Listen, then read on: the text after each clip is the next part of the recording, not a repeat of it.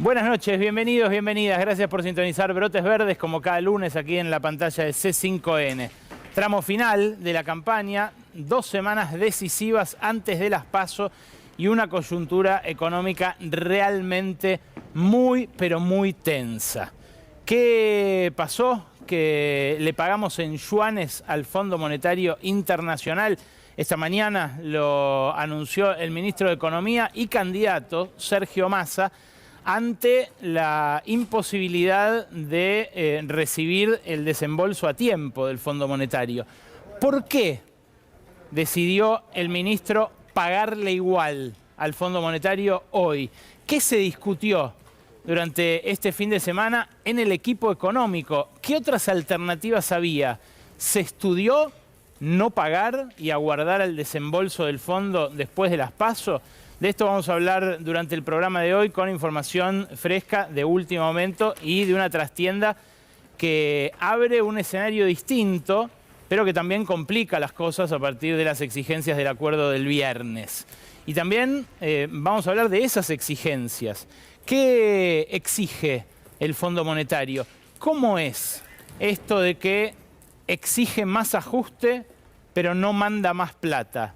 En instantes también nos vamos a meter en ese documento conocido el viernes, que tiene una hoja de ruta muy específica para lo que tiene que hacer el gobierno nacional, pero que por el contrario es muy laxo en cuanto a qué va a hacer el fondo para ayudar a la Argentina a cumplir con un programa que la comprometió a pagos realmente imposibles de cubrir, el acuerdo de Macri, y en un contexto en el cual además las reservas se agotan. De esto vamos a hablar en instantes. Y hacia el final de este programa, que va hasta las 0:30, una entrevista exclusiva con José Antonio Campo. José Antonio Campo fue hasta hace muy poquito tiempo el ministro de Economía de Gustavo Petro y llevó adelante durante su gestión una reforma tributaria histórica en Colombia.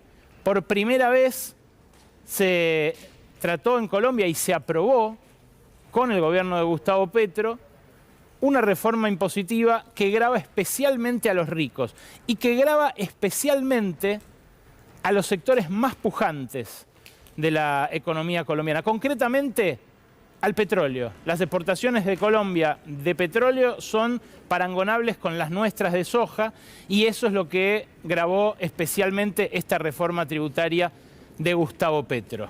Con Gabriela Vulcano nos vamos a meter en otro tema aquí en este programa, un tema que a 2 semanas de las PASO resulta especialmente interesante, ¿verdad, Vulcano? Buenas noches. Buenas noches, Ale. Faltan menos de 2 semanas para que se hagan las PASO y la interna de Juntos por el Cambio en la ciudad de Buenos Aires está al rojo vivo.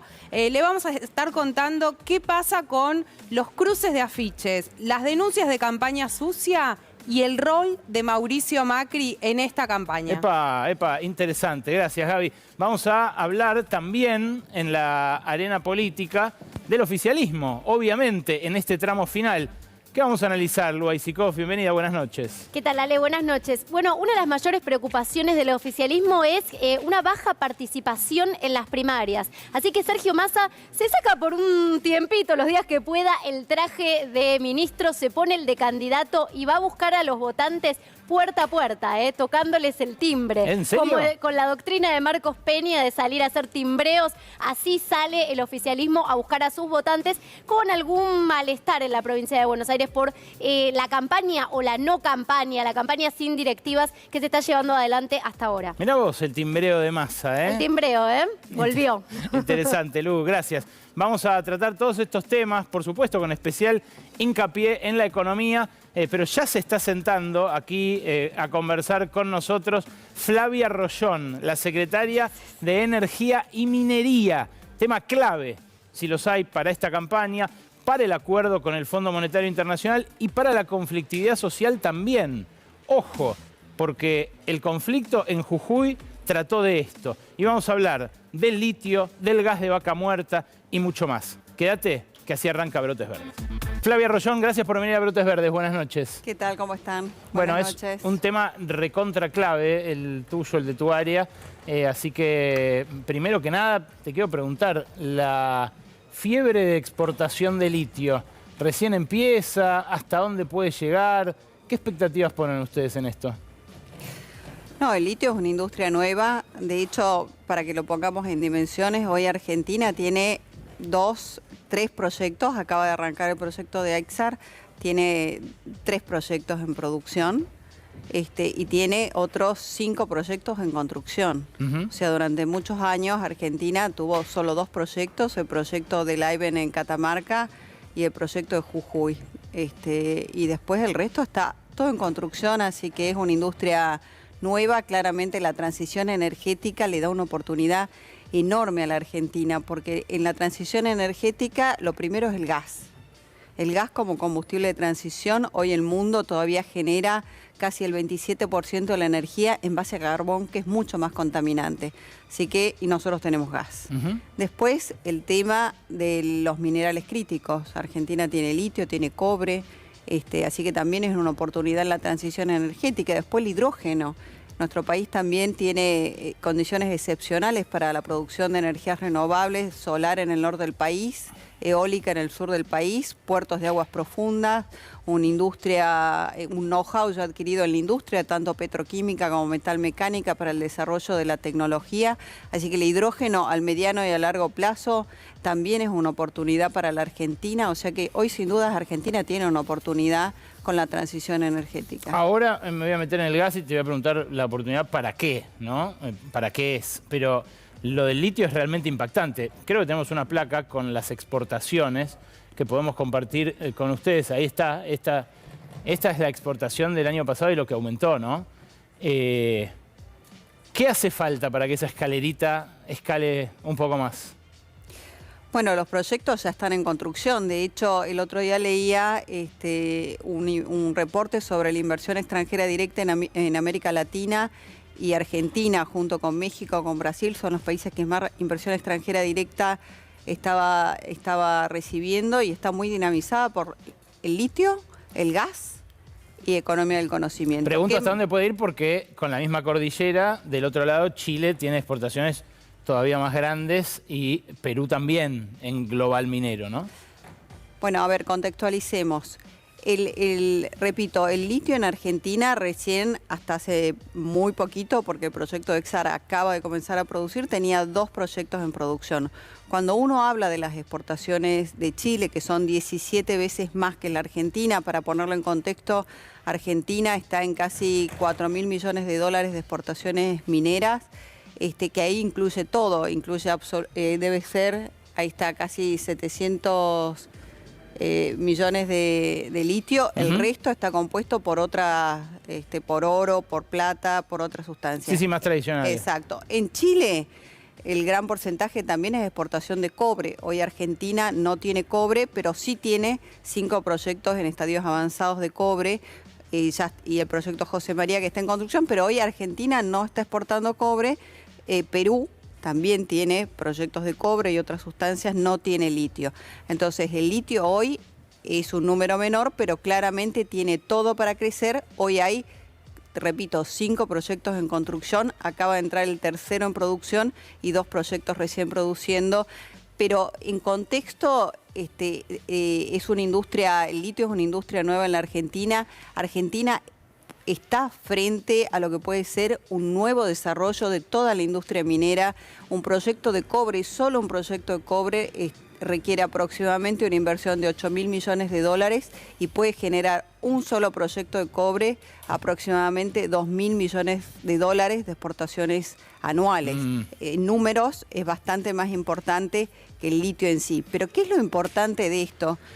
Que esta industria, así como la industria también del gas, genera puestos de trabajo. Si yo te digo, bueno, en la provincia de Salta generó 4.000 puestos de trabajo, capaz que el número no parece despampanante, pero cuando vos mirás justamente el territorio a donde se genera estos puestos de trabajo, eso es lo importante. El impacto local que produce el desarrollo de la minería, que se desarrolla en lugares que claramente tienen un atraso relativo, que tienen una densidad poblacional mucho más baja, donde no hay otro tipo de explotaciones. Entonces Perdón, ¿y las multinacionales no se aprovechan de esa situación para dejar muy poco en el país? Bueno, eso también hay que verlo en números, ¿no?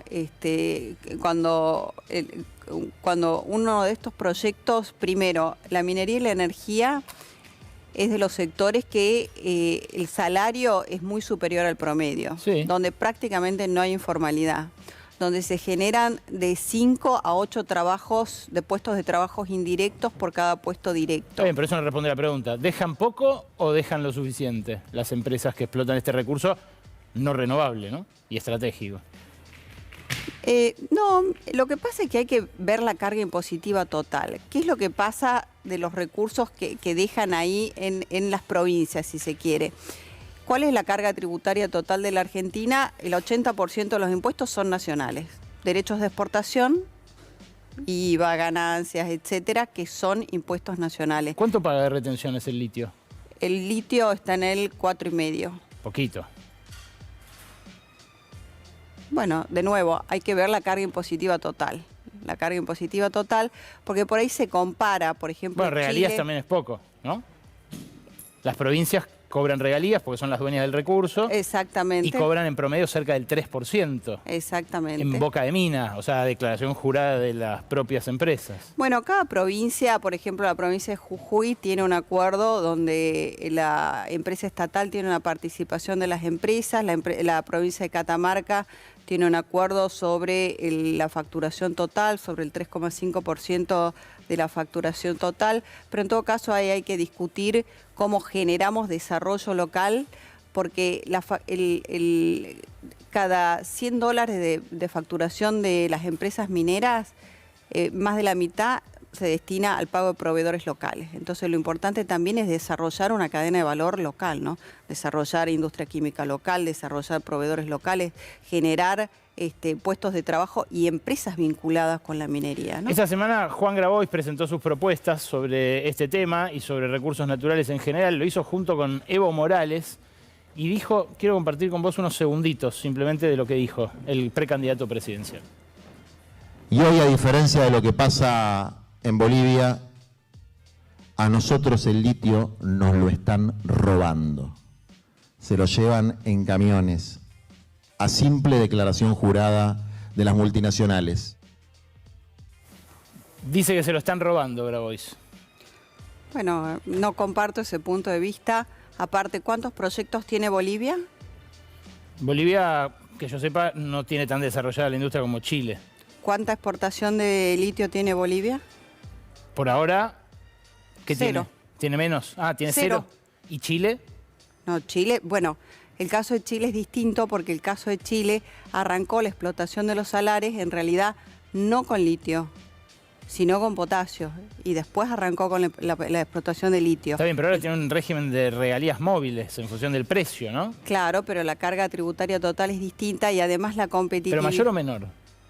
La carga tributaria total en Chile Sí, es menor. total. Es menor, la carga tributaria total es menor. Y de la renta generada por el recurso, ¿cuánto apropia la empresa estatal chilena Codelco o las estatales que se hayan generado en torno al litio? Ellos tienen un régimen de que de acuerdo al precio del litio el porcentaje que se cobra. Bueno, En Argentina no tiene un sistema de regalías móviles. Para mí es un tema interesante a plantear, ¿no? Es un tema interesante. nosotros, o sea, habría que cambiar el marco regulatorio del litio. Eso lo pueden hacer las provincias, de hecho es un tema que se está discutiendo en la mesa del litio, ¿no? Lo que propone Grabois es algo distinto, es una recentralización sin sacarle el recurso a las provincias, pero fomentando, por ejemplo, que se hagan baterías acá, más integración tecnológica. Bueno, por eso no hace falta cambiar el marco normativo y de hecho se está haciendo en la mesa del litio que han conformado las 3 provincias, Salta, Jujuy y Catamarca.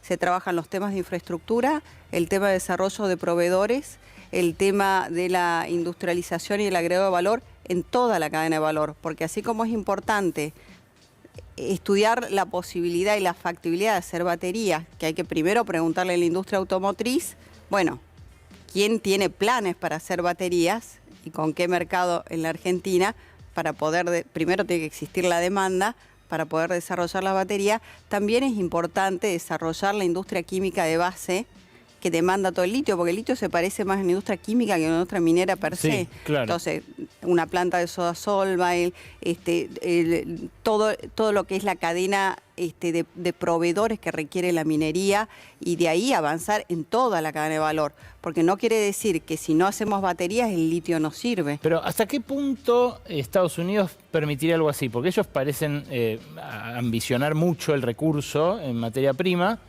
pero después aprueban leyes que, por ejemplo, fomentan con subsidios la producción de baterías allá, solamente con litio de los países asociados a sus tratados de libre comercio, ¿no?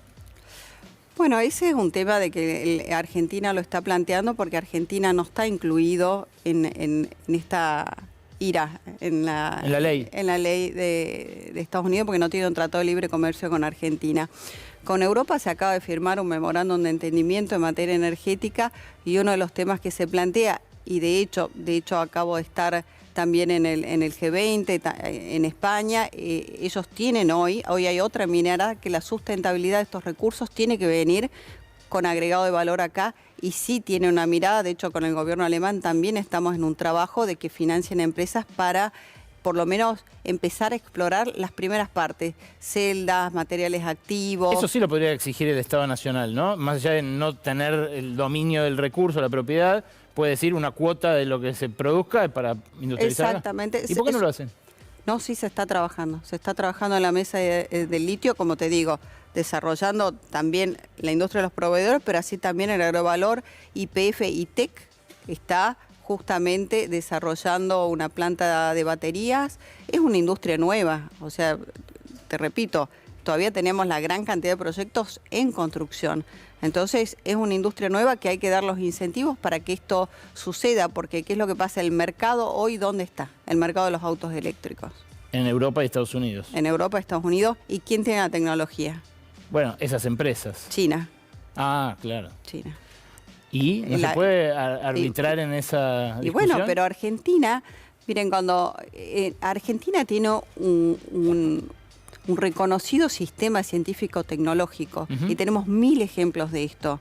El sector nuclear, muy reconocido a nivel mundial. Argentina, de hecho, exporta reactores nucleares. Reactores sí, nucleares. Pero es una empresa estatal. Las empresas privadas, cuando obtienen la concesión de un área para explotar, por lo general mandan recurso natural. No, lo que pasa es que también hay que diferenciar lo que es la primera etapa. La empresa que hace minería, ¿qué sabe hacer?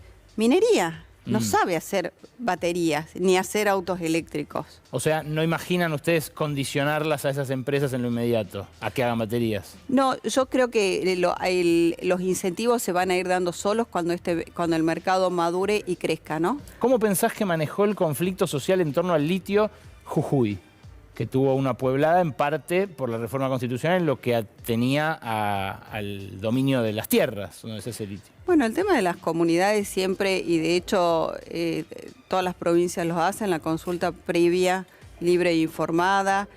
Claramente el conflicto de Jujuy tenía otros condimentos también, ¿no? ¿Pero lo manejó bien o mal, Morales? No, yo creo que lo manejó mal. A las comunidades hay que incluirlas en el desarrollo y hay que respetar su opinión. Ahora, también es cierto que hay comunidades que sí son pro minera. O sea, una cosa, por ahí se conoce las que están en contra, pero no se habla de todas las que están a favor, ¿no? O sea, hay comunidades que sí han crecido y que están a favor de la minería y con las que se trabajan. Y hay algunas comunidades que están en contra. Vamos al otro tema de tu cartera, que es la energía y las tarifas, ¿no? Que, bueno, en realidad, y te hago una corrección, soy secretaria de Energía, era de Energía y Minería en la provincia de Salta, por eso conozco mucho el tema, pero mi cartera actual es Energía puramente. Bueno, ¿cuánto hace falta aumentar más las tarifas en función de lo que exigió el Fondo Monetario el viernes, que dijo tienen que seguir reduciendo subsidios? A ver, el sector de altos ingresos, aquel que está arriba, el ingreso está arriba de 3 veces y media la canasta básica, hoy se le retiraron los subsidios a partir del 1 de mayo en realidad. ¿Y cuánto más que el invierno pasado paga? Hoy hay un El triple, más o reajuste menos. a partir del 1 de agosto para llevarlo justamente al precio pleno del monómico del 6%. Con respecto al año pasado, tuvo un ajuste, bueno, todo depende también del consumo, pero el precio de la energía tuvo un ajuste de un poco más del 200%. Pero ¿qué es lo importante acá? No el tema del porcentaje, porque la base era muy baja. No es lo mismo subsidiar a todo el mundo que subsidiar a que realmente lo necesita y que esté en función del ingreso. No es lo mismo pagar una factura de 15.000 pesos a alguien que gana más de casi 900.000 pesos o 1.000.000 de pesos que alguien que el ingreso familiar esté en 200.000 pesos. Para el que gana 1.000.000 de pesos, seguramente 10.000 pesos o 15.000 pesos será una salida, una comida. Para una persona, un grupo familiar de menores ingresos, Sí, puede ser capaz... un 10% del sueldo, obvio. Ahora, la pregunta es, ¿cuánto más hay que subirlas? Porque el fondo fue claro el viernes, hay que seguir subiendo. Repito, el sector de altos ingresos y aquel que no solicitó el subsidio, que hoy es aproximadamente el 33% de los usuarios, ya no tienen subsidios. El subsidio hoy está en aquellos sectores de bajos ingresos y en la clase media que tienen un bloque subsidiado. Está bien, pero... Este sector está pagando hoy del costo de la energía aproximadamente el 17% del costo de la energía. ¿Y a cuánto lo querés llevar o a cuánto tendrían que llevarlo Mire, para acordar con el fondo? Nosotros en la política energética que sostenemos tenemos una mirada de inclusión. ¿Qué es una mirada de inclusión? Que la energía... que las tarifas tienen que ser accesibles y no tenemos que promover la pobreza energética, que se llama. La pobreza energética cuando tenés que destinar más del 10% de tus ingresos para pagar tarifas. O sea, los subsidios a las clases, a aquellos sectores de bajos ingresos y a los sectores de ingresos medios van a seguir estando. Nosotros ya hemos implementado la segmentación y fue una segmentación exitosa, y con esta adecuación de subsidios la industria ya está a costo pleno. El sector de altos ingresos y aquel que no solicitó el subsidio ya está a costo pleno. Estamos en un sendero de aumentos a lo que sería el sector general, que no es el que es ni residencial ni de industria, que sería el comercio, pero seguimos protegiendo a las pymes. Con esto estamos logrando una reducción de subsidios de casi un punto del PBI. Repito, ¿hace falta aumentarlas más? Porque si el sector de más poder adquisitivo ya no tiene subsidios, le va a aumentar por la inflación el costo a las energéticas, entonces se lo van a tener que aumentar más. ¿Cuánto más? Bueno, hoy con la proyección del monómico, el aumento a partir del 1 de agosto, a partir de mañana, es del 6%. ¿Y después? Y después, en realidad, en verano, esto se va a mantener o te va a ceder un poco, salvo que cambie algún factor en el costo de energía, pero si no, ya están a costo pleno.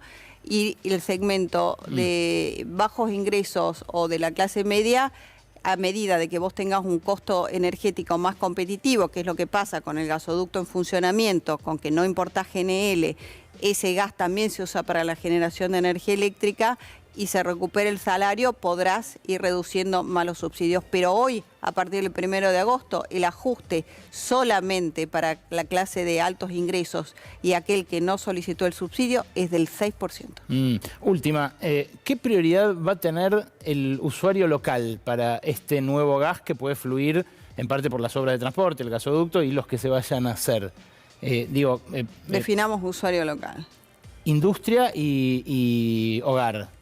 Bueno, este gasoducto lo hizo el Estado, este gasoducto se sabía que se hacía falta, lo hizo el Estado argentino porque entendía, y el ministro Massa lo puso en prioridad número 1 en su gestión, por eso también se hace en un tiempo récord, porque entendía de que es parte de la solución en una apuesta a futuro de sustituir importaciones y generar exportaciones. Está bien, pero es más para exportar. Este gasoducto o para abaratar. Está pensado para el mercado interno, para el mercado doméstico. ¿Cuándo hay saldos exportables? En verano.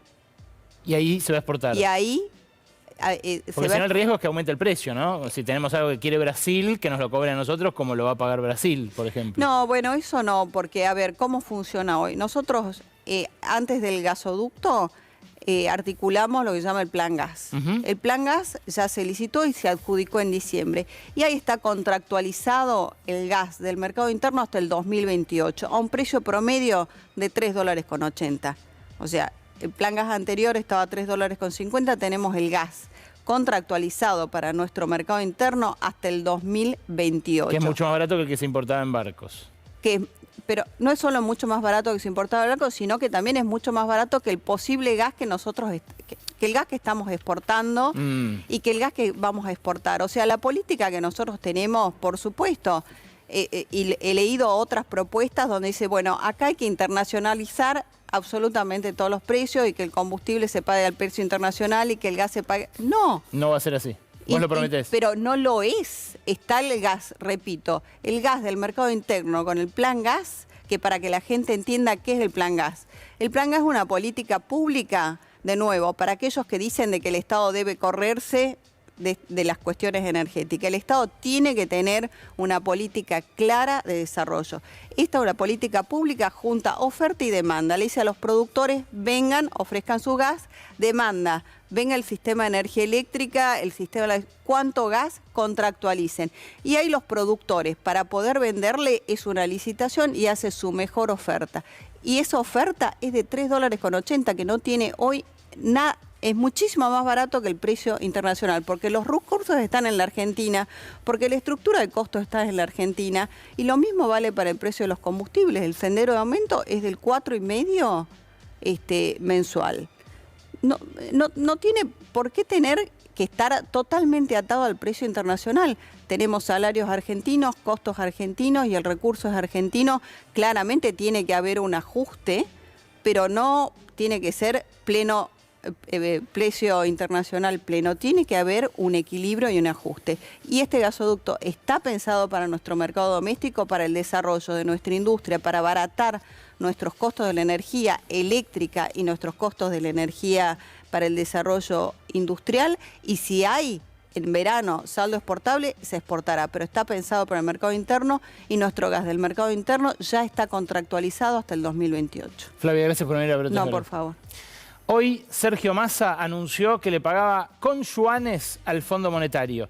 Lo hizo del siguiente modo. Argentina no va a usar un solo dólar de sus reservas para pagar el vencimiento del día de hoy. El día viernes, a partir de un acuerdo con el Banco de Desarrollo Latinoamericano, más conocido como CAF, con la aprobación de 20 de los 21 países miembros y la decisión de toda la comunidad latinoamericana de asistir y fortalecer las reservas argentinas, se aprobó un desembolso de $1.000 millones.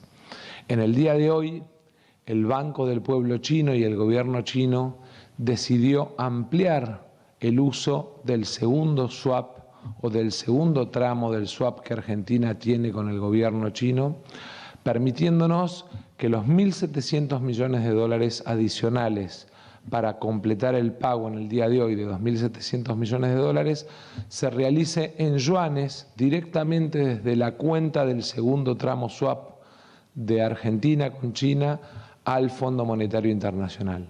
De esta manera protegemos las reservas en un año en el que al problema que representa la herencia de la deuda con el fondo se agregó la peor sequía de la historia. Bueno, es relativo que no se usó ni un solo dólar de las reservas, porque si uno mira el informe de reservas que hace de sus principales variables el Banco Central hoy por la noche, encuentra que bajaron 1.614 millones de dólares, cayeron de 25.646 a 24.032 millones hoy, las reservas brutas, que marcan así el punto más bajo desde 2006 y que ya perdieron casi la mitad de lo que había a finales del año pasado. A finales del año pasado. Obviamente el impacto de la sequía es descomunal, pero vamos a ir viendo que no fue solo eso. Ahora, lo interesante es el rol de los yuanes y lo que se discutió durante todo este fin de semana. Ya la semana pasada se habían vuelto con las manos vacías los enviados de Sergio Massa a Washington. Se esperaba un documento del Fondo Monetario que finalmente salió el viernes. Se tomaron hasta el último día antes de las vacaciones para sacar ese documento. Y en el documento no comprometieron un desembolso para el vencimiento de hoy. Entonces el vencimiento de hoy estudiaron hasta último momento, in extremis, la posibilidad de no pagarlo. ¿Qué pasaba si Argentina no pagaba hoy entraba en lo que el fondo denomina atrasos, arrears. Y eso podía ser simplemente una categoría momentánea hasta el momento del desembolso. Lo que pasa es que el fondo no garantiza que después de las PASO vaya a haber desembolso.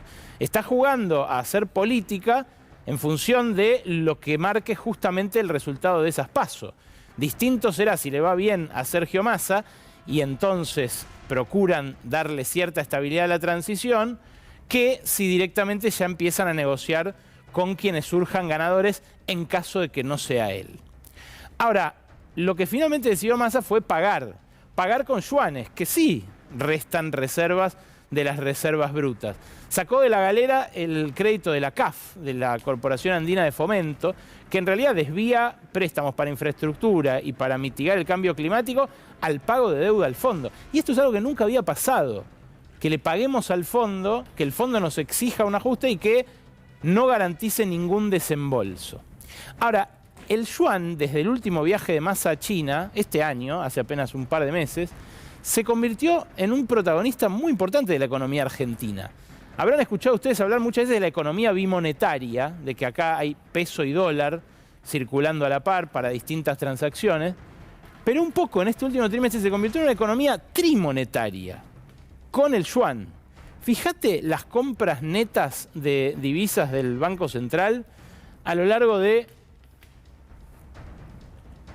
este último trimestre. Es más, desde mayo arranca este gráfico, que es más o menos el momento en el cual se acabaron las reservas para importar. ¿Qué es lo que empezó a hacer el Banco Central? Tratar de comprar, arriba tenés la operación con dólares en verde, tratar de comprar los dólares que pudo, primero con el dólar soja, después con el dólar agroeconomías regionales, ahora con el dólar maíz, que es el repuntecito ese que hace al final, pero todo lo garpó en yuanes.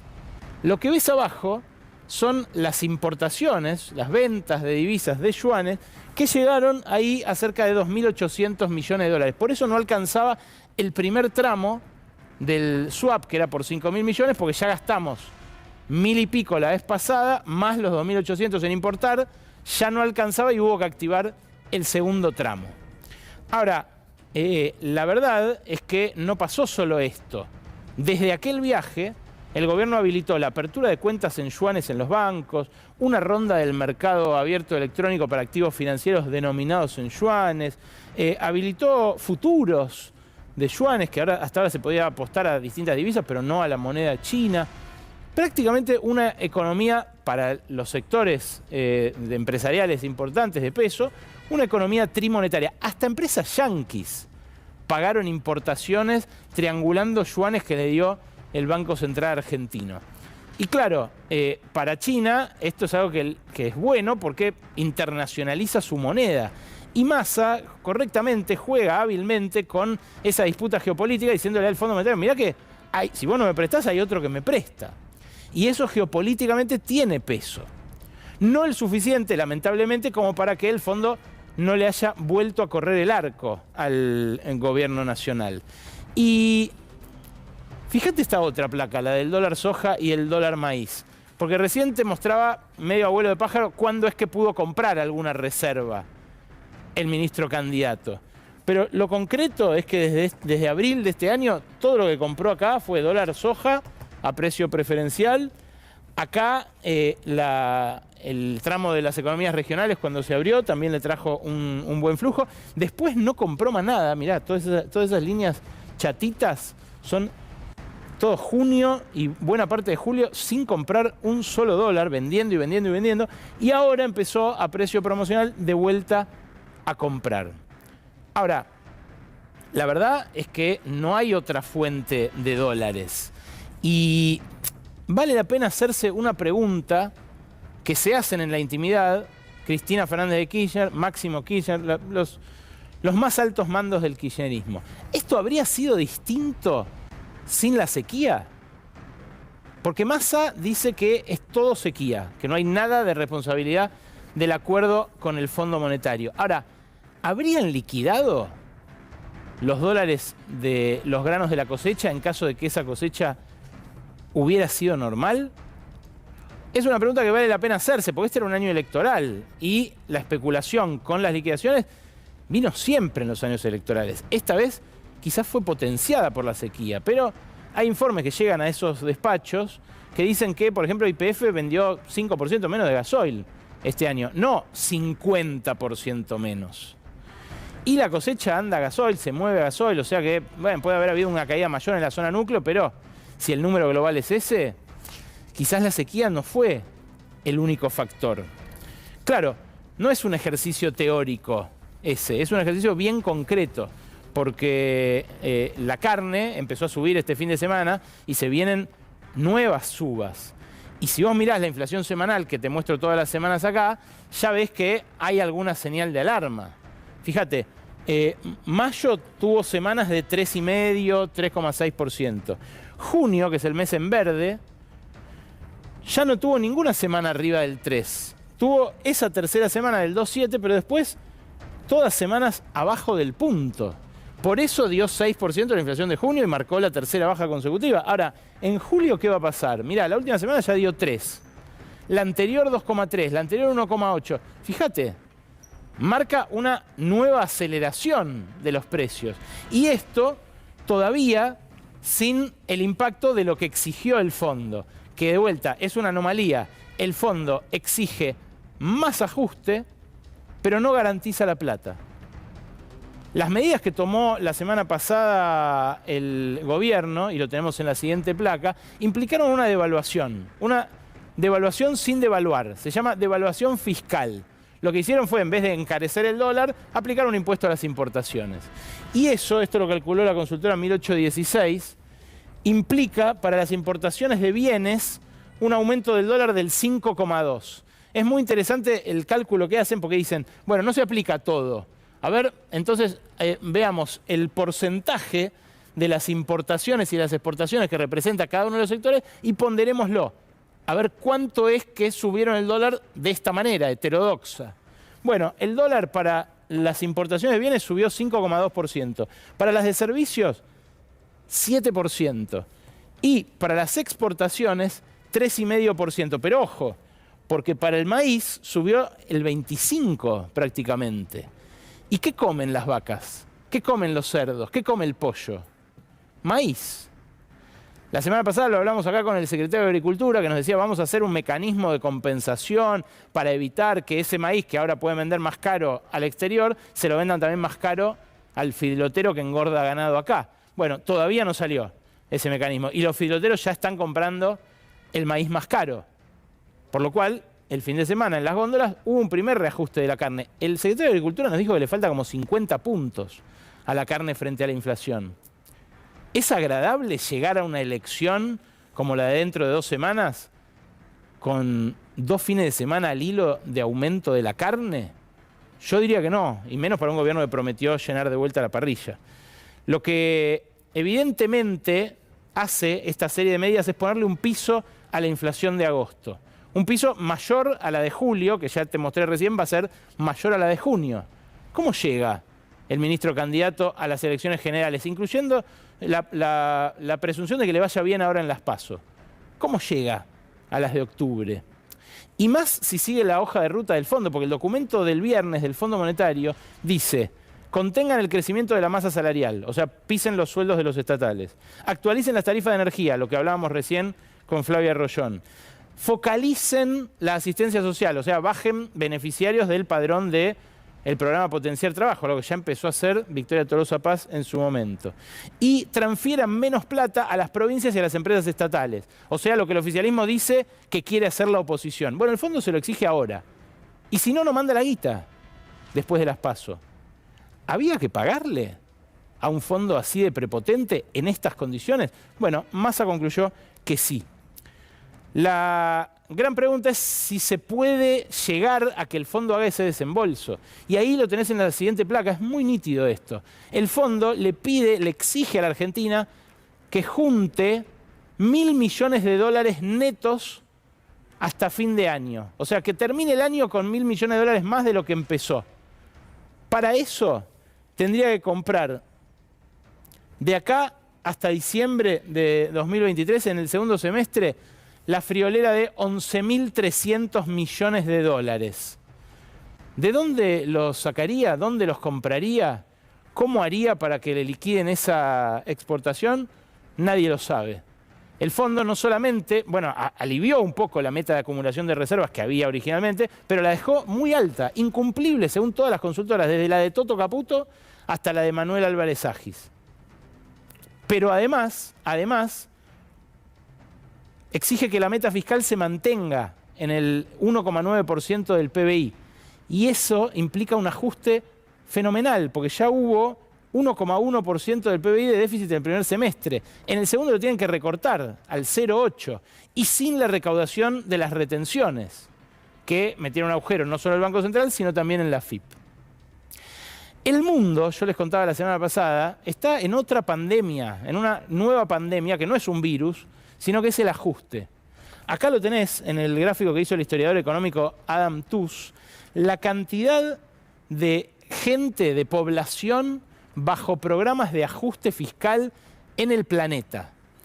Desde 2018, 2019, el momento en el que asumió este gobierno, primero cayó, porque en 2020 nadie iba a ajustar el gasto, obviamente todo el que pudo gastó para aplacar los efectos de la pandemia. Ahora, entre 2019 y ahora, 2023, se triplicó la proporción de la población mundial que está bajo programas de ajuste, de 2.000 millones de personas a 6.000 millones de personas.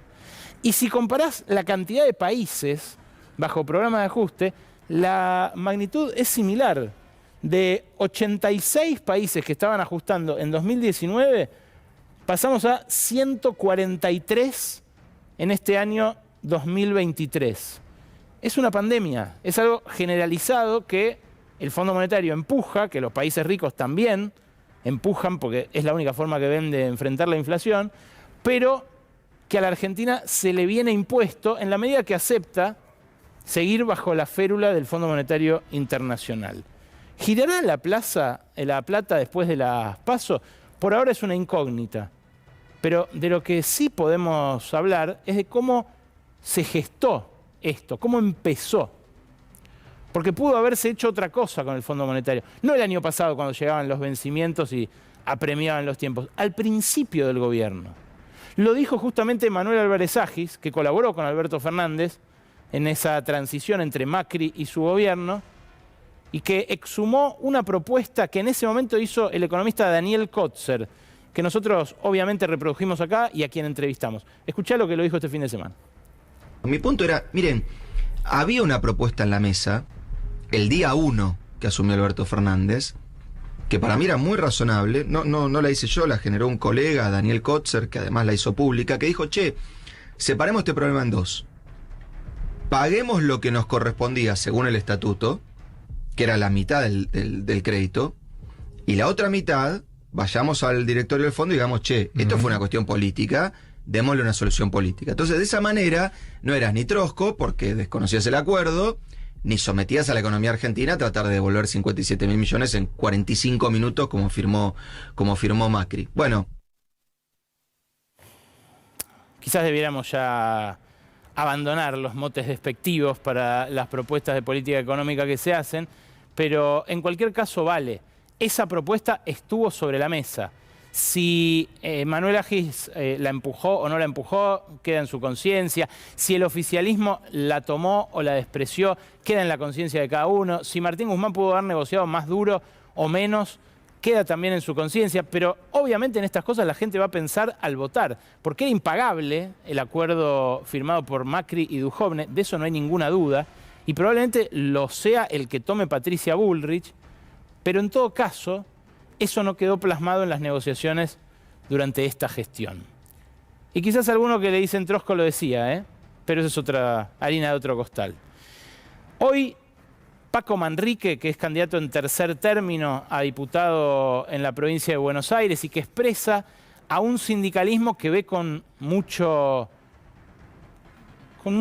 temor, con algo de preocupación lo que viene, me dijo en la radio qué le parece que va a pasar en caso de que Bullrich avance, como dice ella, con esa agenda, cueste lo que cueste, pase lo que pase, contra las leyes laborales, contra los derechos adquiridos por los gremios y por una reforma que arrase con esas reivindicaciones, a la par que vuela con todos los controles establecidos en la economía, vaya a saber con qué consecuencias macro. ¿Qué dijo el número 2 del ESMATA? Esto. La reforma laboral que ellos plantean, te lo digo ahora, es impracticable, no la van a poder hacer. ¿Por qué no la podrían hacer? Porque el movimiento obrero, los trabajadores, vamos a resistir eso. Lo vamos a resistir de la forma que sea. Es así, lamentablemente lo digo, ¿eh? Tengo 61 años, no tengo ganas de ir a cagarme a palo a la calle. Pero tampoco soy un dirigente de quedarme sentado en mi escritorio, ¿eh? Siempre me enseñaron desde que empecé que nunca le debo pedir a un laburante algo que yo no esté dispuesto a hacer. O sea, a la cabeza de mis trabajadores voy a estar yo, como van a estar un montón de compañeros dirigentes de otros gremios. ¿Qué exigirá el Fondo Monetario respecto de las leyes laborales? ¿Qué estará dispuesto a conceder Sergio Massa, que hoy concedió este pago, teniendo bastante gente en su equipo aconsejándole lo contrario? Repito, hubo una discusión ahí, hubo una discusión. ¿Y qué estará dispuesta a aceptar en todo caso Patricia Bullrich o Horacio Rodríguez Larreta de esas exigencias? ¿Son exigencias del fondo o es también parte de la agenda que tiene el establishment local, que a veces usa como excusa al Fondo Monetario? ¿Se podrá pensar en una salida distinta de la mano de China en el contexto que va a dejar el día después de las PASO?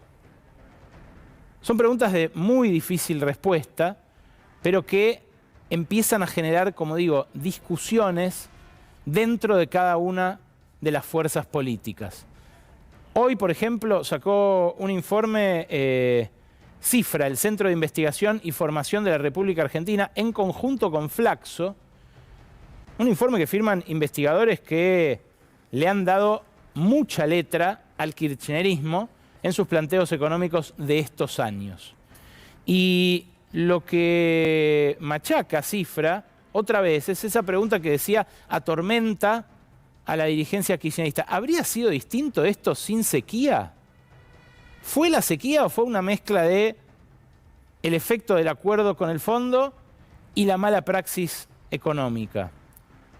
Porque lo que muestra este informe es que buena parte de las reservas se evaporaron por pagos de la deuda de ese mismo establishment que empuja la reforma laboral a lo Bolsonaro, a lo Temer, a lo Margaret Thatcher, básicamente. Bueno, esto es la salida de divisas por intereses, capital, títulos públicos y distintos factores financieros vinculados a los pasivos del sector externo con el exterior. Del sector privado con el exterior. Fíjate, en 2020 se fueron 9.260 millones de dólares entre préstamos e intereses. Pago de préstamos de capital e intereses. En 2021 se fueron otros 7.500 millones. Y en 2022 casi 8.000. El total fueron 25.000 millones de dólares que se fueron en esos 3 años, entre 2020 y 2022. Y CIFRA muestra en el informe todos los grupos económicos locales, el grupo Elstein, el grupo Clarín, el grupo Galicia, el grupo Mindlin, Arcor, el grupo MCU, el grupo Techint, Mastelone. Muestra que incluso empresas estatales como YPF también se endeudaron y pagaron con dólares oficiales esa deuda. Ahora, esos 25.000 millones de dólares que se fueron en deuda privada, es cierto, si no se hubieran pagado le habrían generado quebrantos, probablemente juicios, problemas de balances a esas empresas. ¿Pero no habrían aplacado la inflación que sufrimos todos y todas ahora? Digo, pues buena parte de la inflación tiene que ver con eso, ¿no? Con la falta de dólares. Bueno, ¿podremos salir de la mano de China, de esta encerrona? ¿Alguien tiene un plan de escape dentro de la dirigencia política con chances de ganar en octubre? Preguntas que empezaremos a respondernos en menos de 2 semanas. Vos quedate porque después de esta pausa, más brotes verdes, la entrevista con José Antonio Campo, el ministro de Economía de Petro, y las columnas de Gabriela Vulcano y Lucía Isikoff. Hasta las 12:30, estamos acá.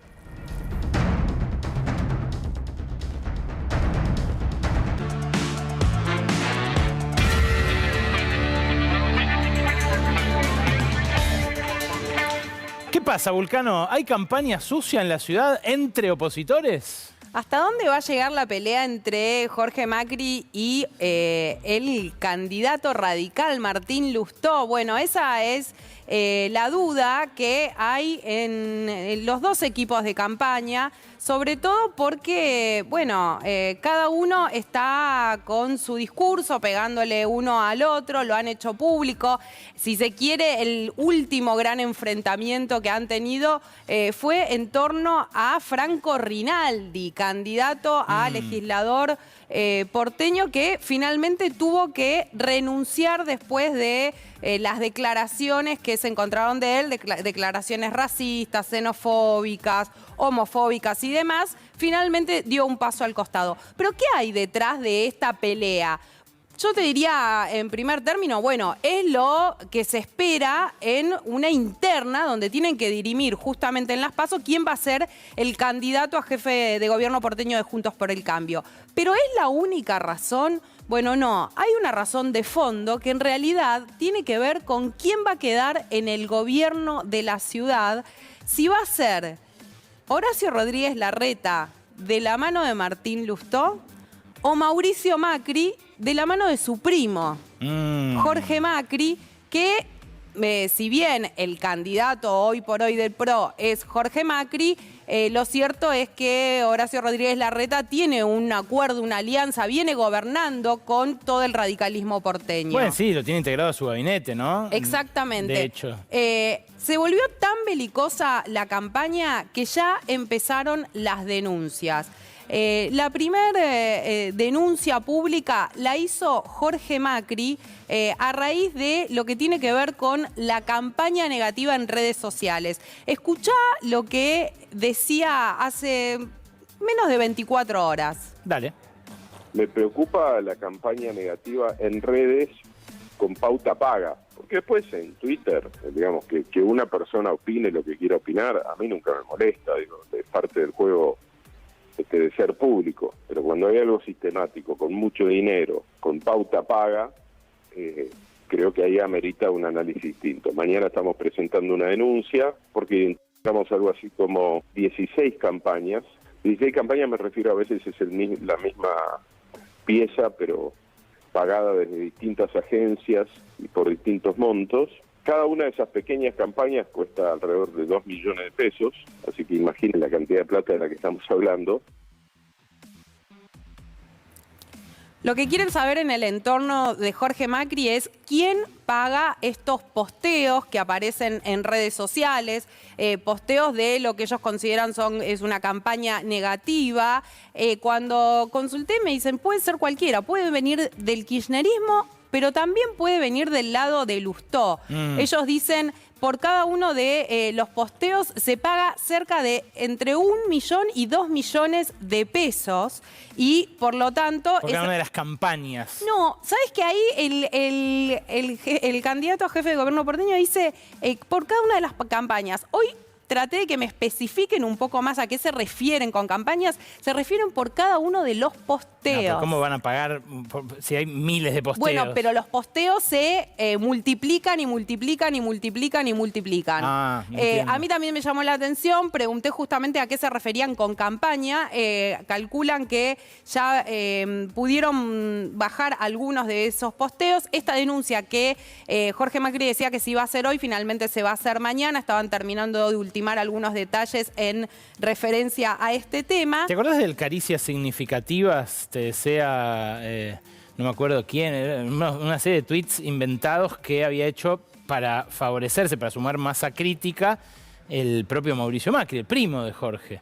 quizás conoce y sabe que se hace esto también del otro lado y por eso la denuncia. Bueno, la denuncia en principio todavía no la presentó, dicen que la va a presentar mañana. Cuando consulté sobre también los afiches, porque aparecieron algunos afiches remarcando que Jorge Macri no era de acá de la ciudad de Buenos Aires y demás, dijeron... ¿De qué barrio sos? Sí, dijeron, eso es parte del folclore, no vamos a hacer denuncias sobre ese tema, pero... el que sí decidió acudir a la justicia para hacer una denuncia por los afiches es Martín Lustó, que presentó una denuncia el viernes. La denuncia la presentó justamente la Fiscalía General de la Ciudad. Ah, por estos carteles, por los vi. estos afiches, estos carteles que ves, donde está medio borroso, pero se lo ve a él con Ahí estamos viendo la denuncia. Ahí estamos viendo la denuncia y ahora estamos viendo el cartel del momento de la jura de Martín Lustó como ministro de Economía de Cristina Fernández de Kirchner antes de la resolución 125.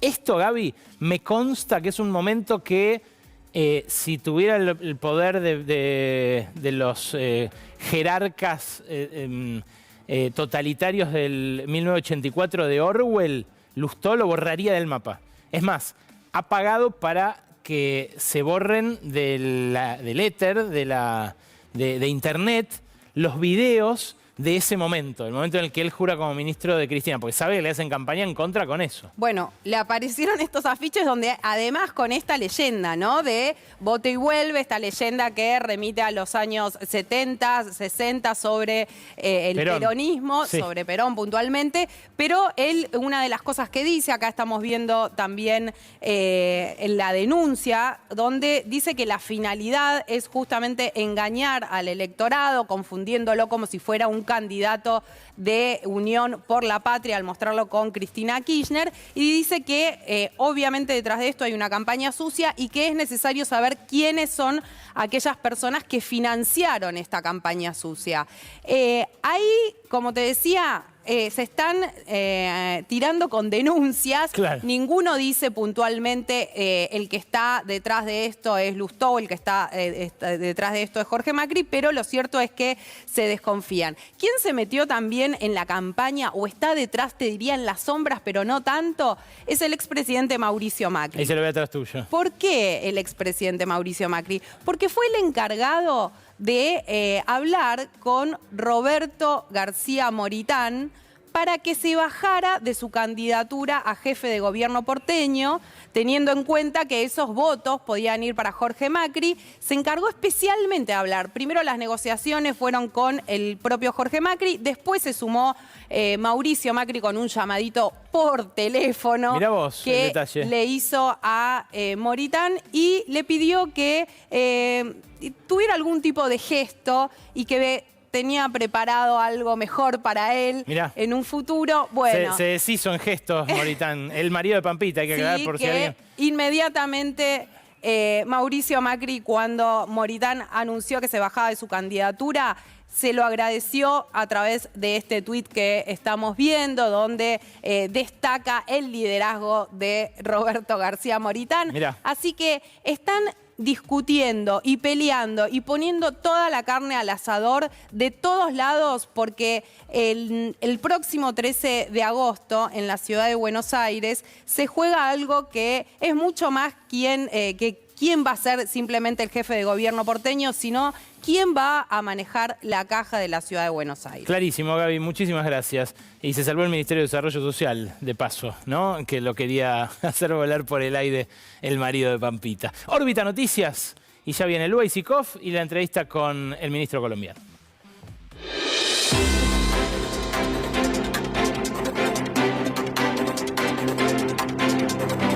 Buenas noches, esto es Órbita Noticias, un noticiero intergaláctico con el ojo puesto especialmente en el planeta Tierra. Vamos a las noticias. Nuestro país preferido de la galaxia no da para disgustos. Padeció la pandemia, la guerra, la sequía, la inflación, las cervecerías artesanales, los liberales. ¿Qué más le puede pasar? Yo reconozco que en mi gobierno me ha pasado de todo, solo falta que lleguen los marcianos, después ya me pasó de todo. Bueno, como extraterrestre, me siento un poco ofendido de que se nos meta a todos en la misma bolsa. Porque los marcianos no tienen cultura del trabajo e invaden países para quitarle el laburo a los trabajadores honestos. Se instalan en villas de emergencia y viven de la seguridad social. Más allá de eso, el presidente de la Argentina debería saber que hay que tener cuidado con lo que se desea. Se puede convertir en realidad.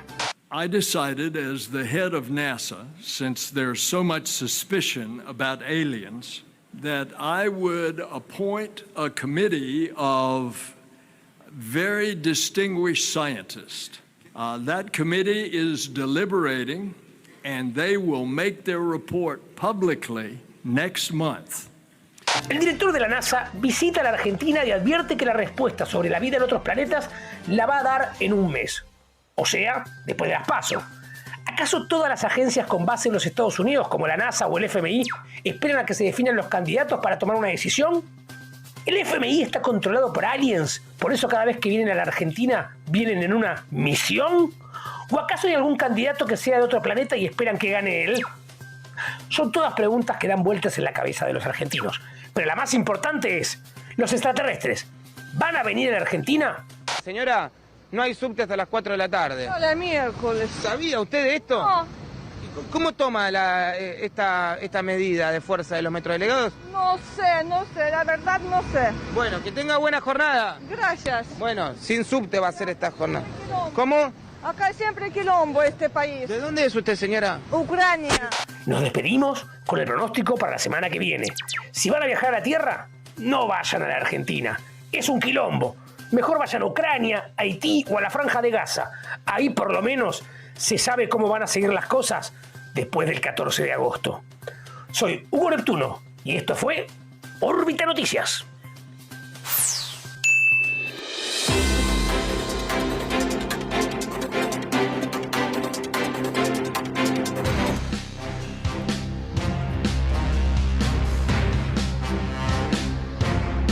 Lucía Isikoff nos trae un informe sobre el ministro candidato. Buenas noches, Lu. Buenas noches, Ale. Bueno, ahora más candidato que ministro, porque ¿sí? Hablamos todo el tiempo de este doble rol. Ahora que Massa, cuenta este acuerdo con el FMI, puede finalmente, a 2 semanas de las PASO, ponerse el traje de candidato que le sienta bien porque es un traje que le queda cómodo. Sí, claro. Mucho más que el de negociador con el FMI, obviamente. Lo disfruta Sergio Massa, la campaña que hasta ahora no la podía hacer o no demasiado. El tema es que la crisis lo deje, Lu. Me parece que es medio cantar victoria anticipadamente. Es ponerse los 2 trajes al mismo tiempo como lo viene haciendo hasta ahora, se saca uno y se pone el otro, pero bueno, a 2 semanas de las PASO, mientras que vos la tenés a Patricia Bullrich y a Larreta hace mínimo un año haciendo campaña, Sergio Massa es anunciado sobre el filo del cierre como candidato y recién ahora va a poder hacer libremente, digamos, la campaña. Recién ahora empezó Sergio Massa. Y así como jugábamos con el doble comando porque tiene este doble rol, hay también, Ale, un doble comando en esta campaña que acaba de empezar. ¿Por qué te digo esto? Porque por un lado sabemos que el jefe de campaña es Guado de Pedro.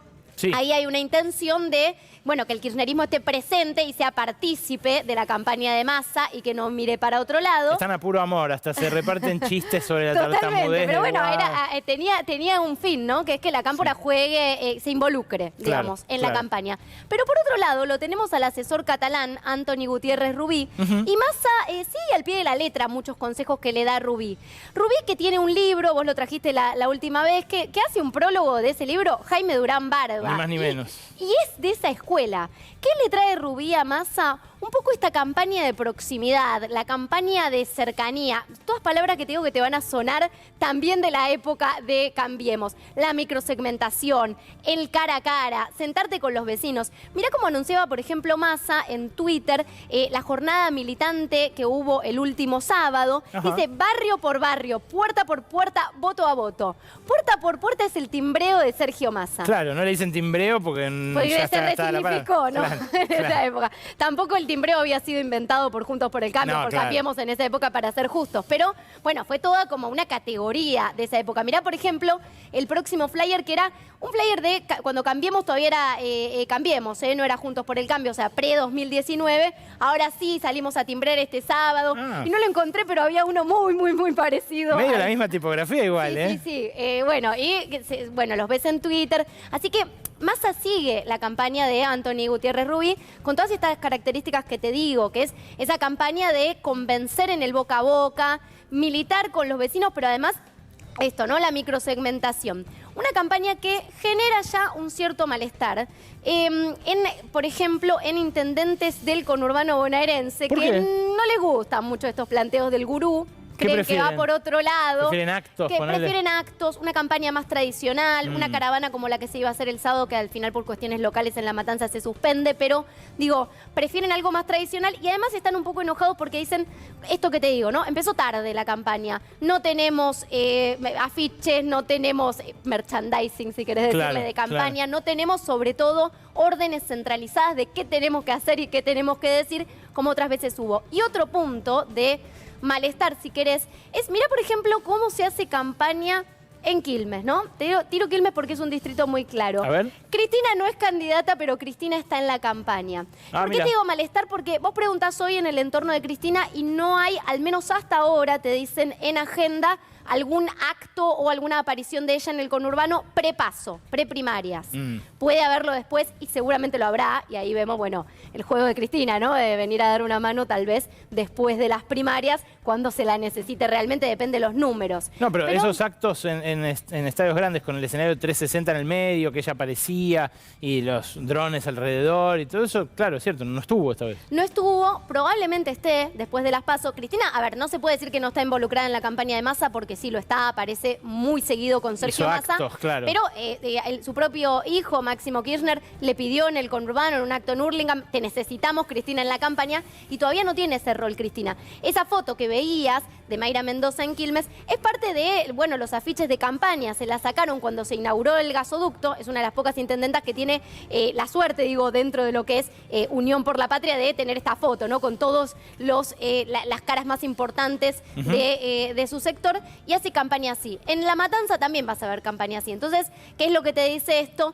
Que hay también, digo, la otra cara de lo que estamos viendo, hay también un cierto desencanto porque todavía la figura de Massa no arrastra como la de Cristina en la provincia de Buenos Aires y la necesitan para ella a ella en la campaña. Así que, bueno, ese por un lado el malestar. Y por otro lado, Ale, bueno, la preocupación, si se quiere, por, bueno, pensando ya en el 13 de agosto. El día de las urnas. El día de las urnas. ¿Cuál es ¿Qué la va a preocupación? pasar? Vos veías ahí la necesidad de el voto a voto, buscar. Hay una preocupación fuerte en Unión por la Patria porque no haya una baja de participación grande en las primarias, que es el momento en que Massa más necesita que se vuelquen a las urnas a votar, justamente para que el 14 de agosto no sea una catástrofe y para mostrar uno de sus grandes objetivos, que es ser el candidato al menos individualmente más votado. Perdón, Lu, la abstención viene siendo muy alta en Muy todas alta, las elecciones tal provinciales, cual. en las que son PASO y en las que son generales. Ha habido lugares donde votaron el 60% del padrón, 65%. Son las marcas más bajas desde la vuelta de la democracia. ¿Y sabés lo que piensan en el gobierno, en el oficialismo, a través de los focus y de distintas encuestas que están viendo? Que muchos de esos que no van a votar son votos que perdió el Frente de Todos por un gobierno que, por supuesto, no alcanzó sus expectativas, y son los primeros desencantados, los que no tienen ganas de ir a votar ahora. Entonces, así como siempre hay especulaciones sobre a quién le juega, le impacta más fuerte la baja de participación al oficialismo, a la oposición, mil especulaciones posibles, pero ahora en el oficialismo dicen, bueno, son votos nuestros, que no tienen ganas de venir a votarnos. Entonces, esa es una preocupación. Y la otra preocupación muy clara, Ale, es que tenés 3 provincias que ya el peronismo perdió, que eran propias y las perdió. Chubut, la más reciente, ¿no? San Luis y San Juan, ya se perdieron. Entonces, ves un mapa que está quedando más amarillo. Después tenés Santa Fe, Mendoza, Chaco, que si todo sale como indican las PASO, también va a perder el peronismo, o es muy probable que las pierda. Entonces, tenés un mapa más amarillo para la próxima gestión nacional, Porque sea Mendoza, quien sea. Mendoza ya venía siendo Mendoza ya opositor, venía, ¿no? pero Chaco y Santa Fe no. Se incorporarían, San ¿no? Juan A la tampoco. lista. Hay que ver qué pasa en Entre Ríos, Chubut te mencionan tampoco. provincia de Buenos Aires, bueno, ahí la tienen más difícil, pero hay que ver. Entonces, tenés un mapa más amarillo, pero también tenés, aunque no se pueda trasladar, y ya lo dijimos 1000 veces, la realidad provincial a una idea de qué va a pasar en la nación, hay como una lectura de esta ola amarilla que viene, esta ola opositora que viene, qué puede pasar con eso, cómo va a impactar en la elección nacional. Así que no pasan, por supuesto, desapercibidas en el peronismo estas elecciones provinciales que se están perdiendo. Y te decía, ya para cerrarte con esto, bueno, un Massa que La preocupación, digo, del Massa candidato, del Massa que se pone el traje de candidato, es que el 13 de agosto sea el candidato individualmente más votado. Y además que como coalición, digo, como fuerza, como alianza, Unión por la Patria quede a no más de 5 puntos, si es que todo indica las encuestas que va a salir segunda como fuerza, ¿no? Que va a salir primero Juntos por el Cambio. A no más de 5 puntos de Juntos por el Cambio. Así que son dos condiciones importantes y también, obviamente, que Javier Milei se mantenga cerca de los 20 puntos o no caiga demasiado, porque eso hace, bueno, este equilibrio que está buscando el Frente de Todos, ahora Unión por la Patria, para llegar fuerte a la elección general. Gracias, Lu. Completísimo informe, mucha especulación por parte de la dirigencia. Queda poco para saber cómo resuelve el pueblo finalmente. Entrevisté a José Antonio Campo, el exministro de Economía de Colombia hasta hace muy poquito tiempo, el hombre que empujó, apenas arrancó con Gustavo Petro, una reforma tributaria progresiva. Le pregunté cómo hizo para empezar a cobrarle más impuestos a los sectores más pudientes de la sociedad y concretamente a las empresas más poderosas, a las que exportan petróleo y derivados, que es el principal rubro de exportación de Colombia. Ocampo estaba en un seminario justamente de justicia tributaria que se realizó el fin de semana en Cartagena y esto me dijo. La aprobación de la reforma tributaria, como decimos en Colombia, fue muy positiva. Además, debo decir que de las principales reformas que ha impulsado el gobierno, tal vez esta es la más importante. Además, la que ha sido aprobada, porque hay varias otras que todavía están en curso. Por otra parte, debo decir que los resultados de la reforma están siendo muy positivos en términos de ingresos para el gobierno, lo cual le va a permitir, mezclar este proceso de ajuste fiscal con unos recursos importantes para los programas sociales del gobierno. Programas, por ejemplo, para todas las zonas rurales de Colombia, en distintos campos, incluyendo la educación, la salud, el acceso de los pequeños productores a la tierra y a insumos productivos. La reforma para garantizar el acceso efectivo a la salud de todos los colombianos, en fin, la ampliación de los cupos educativos en distintos niveles, en fin, todos esos programas que el gobierno está impulsando, pues están financiados precisamente por esta reforma que tuve la oportunidad de impulsar.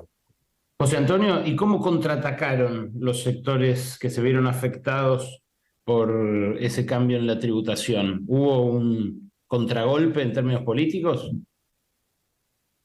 No en ese momento. Debo decir que curiosamente, obviamente fue un proceso de diálogo muy prolongado. De hecho, un día mi jefe de prensa me contabilizaba las horas de negociaciones. Y un día me dijo, ya llegamos a las 300 horas. Entonces fue un proceso largo de negociación, porque no solamente con todos los bloques políticos en el Congreso de la República, sino también con con varios sectores empresariales que veían la reforma, de manera que no les gustaba. Tal vez el caso más complejo fue el manejo del sector de petróleo y carbón, porque nosotros pusimos un impuesto extraordinario basado en los altos precios tanto de petróleo como de carbón, dado que son sectores, todo el petróleo es el principal producto de exportación de Colombia. Claro. Ese sector no estuvo muy complacido, por la reforma. Ahora, también hubo bastante discusión en torno al impuesto al patrimonio o a la riqueza, que, se estableció en forma ya permanente en el caso colombiano, incluso con una tasa un poco más alta que la anterior. Antes había llegado hasta el 1%, ahora es al 1,5% del patrimonio de las personas. Ese también fue objeto de mucho debate, de cómo se contabilizaba el patrimonio, en fin, y eso lo acordamos. ¿Y cómo armaron zonas francas? Las zonas francas, La zona franca también fue objeto de mucho debate, pero ahí tuvimos una negociación exitosa. El único campo en que fui derrotado, debo decir, fue en impuestos a las pensiones altas. En eso sí no quedó aprobada la propuesta que hicimos. ¿A las pensiones altas qué le querían imponer ustedes? No, considerarlos como un ingreso corriente como cualquier otro ingreso de las personas. En Colombia son exentas hasta un nivel muy alto. De hecho, es el nivel, digamos, la tasa de tributación a las pensiones es la más baja de toda América Latina. ¿Y cómo armaron una coalición social para sostener la necesidad de una reforma fiscal progresiva? ¿Tuvo que ver con hacerlo inmediatamente después del triunfo de Petro? Bueno, esta fue una reforma que presentamos al puro comienzo del gobierno. O sea, aquí el presidente tomó posesión el 7 de agosto, que es el día de la famosa batalla de nuestra independencia, la batalla de Boyacá. Pero el 8 de agosto ya estaba yo presentando la reforma. Entonces, fue un proceso muy rápido que se inició y además en ese momento pues había una coalición amplia en el Congreso de la República con varios partidos políticos que después esa coalición se rompió posteriormente, ¿no? Pero hemos estado vigente esa coalición y obviamente con ella negociamos los aspectos de la reforma, pero yo diría que las negociaciones más complejas fueron en realidad con algunos sectores empresariales. El hecho de que después lo hayan forzado a renunciar a usted, ¿lo considera parte del costo? ¿Cree que fue un trabajo cumplido y que ahí se agotaba su misión? ¿Cómo lo evalúa?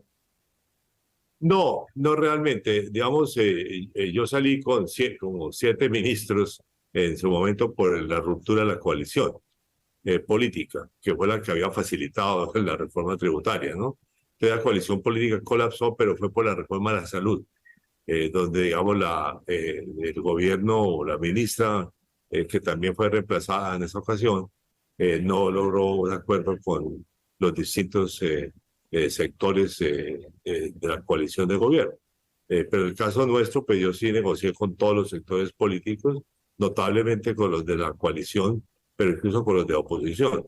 Y digamos, fue aprobada por una amplia mayoría. Pero mi salida es básicamente porque yo no era estrictamente del movimiento de Petro, el presidente Petro, y por lo tanto los que no éramos del movimiento pues fueron los que fuimos cambiados en esa ocasión. Se ríe José Antonio Campo. Hay muchas lecciones que sacar del proceso colombiano y una de ellas, quizás la más importante, es que las cosas importantes se hacen al principio, ¿no? Vaya lección para el frente de todos. Pero cerramos este programa como hacemos siempre, con los chimentos de la política, las paredes que hablan, los secretos de esos pasillos repletos de despachos. Yo no te lo dije.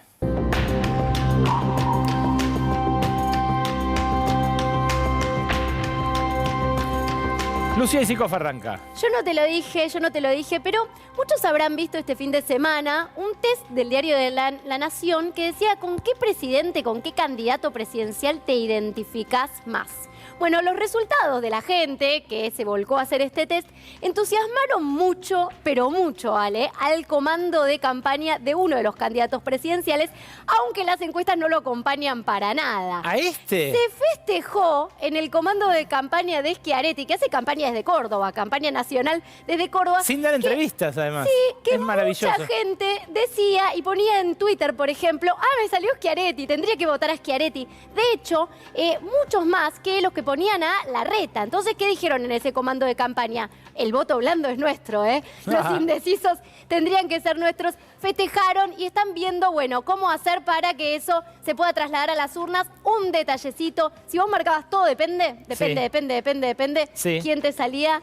Te salía Schiaretti. ¿Te salía Schiaretti? ¿En serio? Ese es del algoritmo, en serio. Yo no te lo dije, pero en el escrito que presentó el fiscal de Nueva York, Damian Williams, para inculpar por más de 20 delitos de fraude corporativo al magnate británico Joe Louis, de 86 años, dice lo siguiente. Dice que con información privilegiada que no debió haber compartido de empresas donde se sentaba en el directorio, hizo ganar dinero a los pilotos de sus autos, sus aviones y su barco, a sus asistentes personales, a una exnovia de 33 años, muy buena moza, y a un amigo con quien juega al póker en Argentina. Lo dice el punto 26 del escrito que presentó el fiscal de Nueva York. Le hizo ganar plata a un amigo con quien juega al póker en Argentina. Claro, acá donde tiene su mansión, allí en Lago Escondido, algo reñida con la ley y con el derecho de los habitantes de allí a visitar el lago.